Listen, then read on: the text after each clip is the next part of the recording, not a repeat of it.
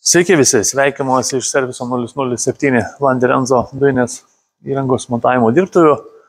Ir gal šį video pradėsiu nuo klausimo. Dujomis vienas užpilimas ir 1000 km mieste. Realu ar ne? Tai va, tai atsakymas realu ir papasakosim toj kodėl. Tai Toyota Auris automobilis, 2015 metai, 1.8, hybridas, 4 cilindrų, puikiai pažįstamas. Populiariausias turbūt Toyota Prius, aišku, modelis iš to variklių, bet ir Auris, ir Lexus TT200H ir panašiai. Be abejonės puikiai važiuoja dujomis, itin mėgiamas pavėžėjo paslaugas teikiančių vairuotojų, maisto pristatymų kurjerių ir panašiai. Tai automobilis tikrai labai patikimas, paprastas remonto atžvilgiu, puikiai važiuojantis tiek mieste, tiek už miesto ribų, na ir aišku, darantis tą visų 100% dujomis ir važiuojantis tikrai labai pigiai. Tai kalbant apie šią sistemą, tai yra sumontuota Landerenzo dujinė įranga. Kaip visada Landerenzo dujinės įrangos montavimo darbai servise 007 pagal aukščiausius kokybės reikalavimus, pagal tokius pačius standartus, kurie yra taikomi montuojant naują įrangą Landerenzo į naujus automobilius.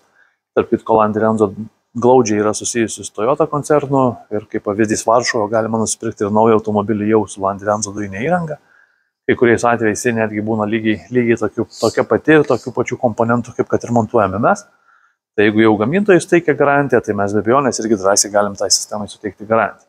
Tai patys komponentai, Landerenzo L02 turbo dujų reduktorių šitame kampe, skystos fazės filtras bei dujų vožtuvas, slėgio daviklis, dujinės fazės filtras ir dujiniai purkštukai gražiai po variklį dengiančių gaubtų.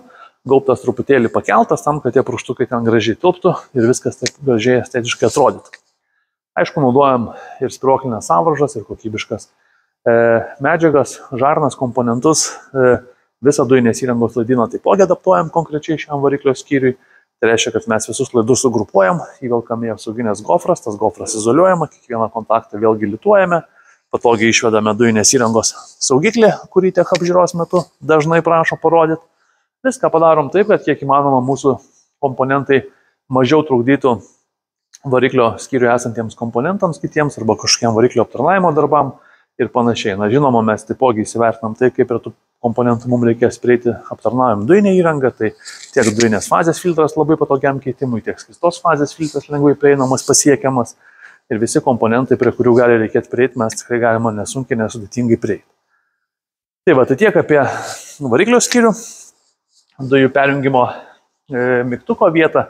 Panaudojam vieną iš laisvų vietų esančią kairiau tiesiog vairo, pakankamai patogiai, gerai matoma vieta. Dujų pildymą padarom prie benzino užpilimo vietos, panaudojam kokybiškus varžtus, nesavisregius, nupurškiam viską vašku tam, kad problemų nekiltų, žinoma, įsisukam perėjimą, užsipilę viską gražiai užsidarom ir tai pildymą baigiam. Na, o čia gale grįžtam prie to klausimo, kurį uždaviau pačioje pradžioje, tai reiškia, kad galima nuvažiuoti beveik 1000 km, iš tikrųjų galima ir dar daugiau. O galima dėl to, kad mes čia sumontuojam 82 litrų atsarginio rato vietoje dujų balioną. Tai jeigu mes į jį įsipilsim, sakykime, apie 65 litrus dujų, automobilis mūsų vartoja tarp 6 ir 7 litrų dujų mieste, bent jau vasarą, tai tikrai drąsiai, be jokių problemų. Tai reiškia, kad mes nuvažiuojam 1000 km mieste. Tai nežinau, alternatyvos, net ir su dizeliais turbūt sunku būtų mieste tą 1000 km įveikti. Tai tikrai puikus variantas, jo labiau, kad tas 1000 km piniginė išraiška ten tikrai kainuotų pakankamai juokingai. Tai va, tai tiek apie hibridinį automobilį ir kokybišką Landerenzo dujinės įrangos montavimą servise 007. Tie, kas ieško kokybiškų paslaugų, kokybiškos įrangos, kreipkitės, mielai padėsim. Ačiū.